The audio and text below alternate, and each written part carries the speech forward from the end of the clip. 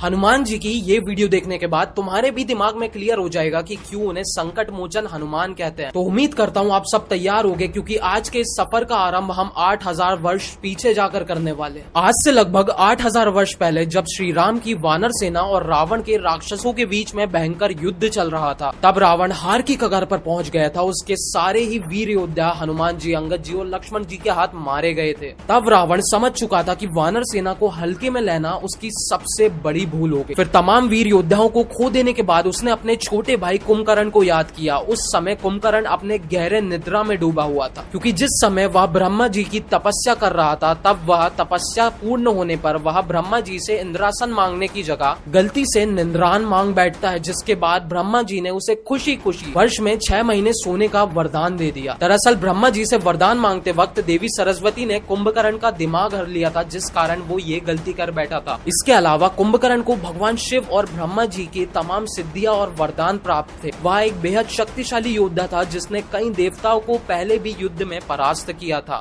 इसके बाद रावण के तमाम सैनिक लग गए कुंभकर्ण को बीच नींद में जगाने। फिर काफी समय बाद जब उसने अपनी निद्रा तोड़ी तो वो काफी ज्यादा क्रोधित हुआ और उसने सबसे पहले ये कारण पूछा कि मुझे समय से पहले क्यों जगाया गया। जिसके बाद रावण सामने आया और कुंभकर्ण को सारी बातें बताई, जिसके बाद कुंभकर्ण रावण को काफी खरी खोटी सुनाने लगा। जिसके बाद रावण ने भी कुंभकर्ण को भाई होने की दुहाई दी। जिसके बाद कुंभकर्ण ने भी भाई होने के नाते रावण का साथ देने का निश्चय किया और रणभूमि में कूद गया। फिर इतने बड़े और विशाल राक्षस को देख वानरों और भालू की सेना में भगदड़ मच गई। कुंभकर्ण को आते देख सभी दुम दबाकर भागने लगे। फिर वानर सेनापति अंगद ने वानर और भालू सेना को काफी तंज कसा और उन्हें रणभूमि से पीठ दिखाकर ना भागने की सलाह दी। जिसके बाद वानर और भालू सेना हिम्मत करके कुंभकर्ण के सामने जाती है, लेकिन कुंभकर्ण था ही इतना बड़ा कि वो वानर सेना और भालू सेना को अपने पैर के नीचे कुचल देता है, दांतों के अंदर पीस देता है और हाथों से मसल देता है। और ये चीज देखकर वानरों के राजा सुग्रीव समेत अंगद और तमाम प्रमुख वानर सैनिक जैसे कि नल, नील कुंभकर्ण पर वार करते हैं, लेकिन वो भी कुंभकर्ण को कोई क्षति नहीं पहुंचा पाते और कुंभकर्ण उन्हें एक ही मुक्के में काफी दूर फेंक देता है। इसके बाद कुंभकर्ण वानर और भालू सेना पर हंसने लगा और उन्हें कायर बताने लगा। जिसके बाद उसके सामने रक्षराज यानी कि भालू के राजा जामवंत जी आके खड़े हो जाते हैं। फिर उन्होंने हवा में उछलते हुए उसके ऊपर एक मुक्का मारा और कुंभकर्ण पूरा ही ध्वस्त हो गया और वो जमीन पर गिर गया। लेकिन फिर अचानक से वो कुछ ही समय बाद फिर से खड़ा हुआ और फिर से वानर सेनाओं को कुचलने लगा। जिसके बाद जामवंत जी हनुमान जी को याद करते हैं और जैसे ही हनुमान जी कुंभकर्ण के सामने आते हैं, वो भी कुंभकर्ण के आकार का अपने शरीर को बना लेते हैं और उसके बाद कुंभकर्ण पर बरसने लगते हैं, उस पर मुक्के चलाते हैं, गदा चलाते हैं और फिर से कुंभकर्ण नीचे गिर जाता है। और उसके बाद वो काफी देर तक नहीं उठता, लेकिन फिर से कुछ देर बाद कुंभकर्ण उठ जाता है और जैसे ही वापस कुंभकर्ण उठता है, हनुमान जी फिर से उस पर वार करते हैं। लेकिन जैसे ही हनुमान जी उस पर वार करने जाते हैं, वो कुंभकर्ण सबसे शक्तिशाली शूल हनुमान जी के सीने में चला देता है। जिसके बाद हनुमान जी घायल हो जाते हैं और जमीन पर मूर्छित अवस्था में गिर जाते हैं। इसके बाद कुंभकर्ण जोर से ठहाके लगाने लगा, हंसने लगा और ये चीज देखकर लक्ष्मण जी आग बबूला हो जाते हैं और अपना तीर कमान लेकर कुंभकर्ण के सामने खड़े हो जाते हैं और उसे युद्ध के लिए ललकारते हैं। लेकिन कुंभकर्ण लक्ष्मण जी से बोलता है कि लक्ष्मण, तुम अभी बच्चे हो,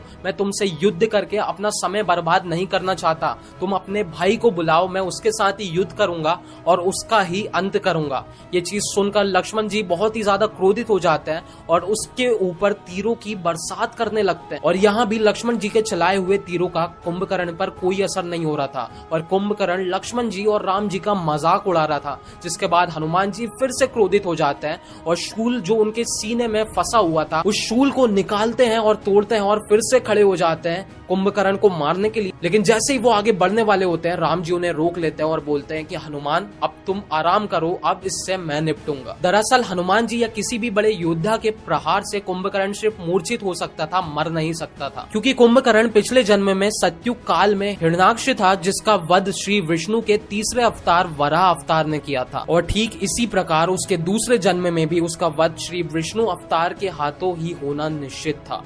और यह बात श्री राम भली भांति जानते थे। और फिर से वहाँ रणभूमि में कुंभकर्ण वानरों की सेना को कुचलने की तैयारी में लगी जाता है कि इतने में उसके सामने श्री राम आ जाते हैं। और जैसे ही कुंभकर्ण ने श्री राम को देखा, उसने सोचा कि अब युद्ध को ज्यादा नहीं बढ़ाना चाहिए, श्री राम का अंत करके मुझे इस युद्ध का भी अंत कर देना चाहिए। और फिर वह श्री राम की तरफ तेजी से दौड़ने लगा। कुंभकर्ण को तेजी से सामने आता देख श्री राम ने सबसे पहला एक बेहद शक्तिशाली बाण कुंभकर्ण के ऊपर चला दिया, जिससे वो जमीन पर गिर गया। इसके बाद श्री राम ने दूसरे शक्तिशाली बाण से उसके कवच को चकनाचूर कर दिया। फिर तीसरे बाण से उसकी एक भुजा को उसके शरीर से अलग फेंक दिया। जिसके बाद श्री राम ने दो शक्तिशाली बाणों को एक साथ चलाकर कुंभकर्ण के पैरों को धड़ से ही उखाड़ फेंका। और अंत में कोदंड नामक बेहद शक्तिशाली बाण से श्री राम ने कुंभकर्ण का सर धड़ से उखाड़ फेंका। और इस प्रकार कुंभकर्ण का अंत हुआ और वह वीर गति को प्राप्त हुआ। इसके बाद पूरी वानर सेना और भालू सेना में खुशहाली दौड़ पड़ी, क्योंकि उन्होंने बहुत बड़े शत्रु को परास्त किया था। तो ये था हनुमान जी के साथ कुंभकर्ण के युद्ध का पूरा इतिहास। रामायण से हमें हनुमान जी से यही सीख मिलती है। क्यों हनुमान जी को संकट मोचन कहा जाता है? क्योंकि जब भी श्री राम या लक्ष्मण पर संकट आया,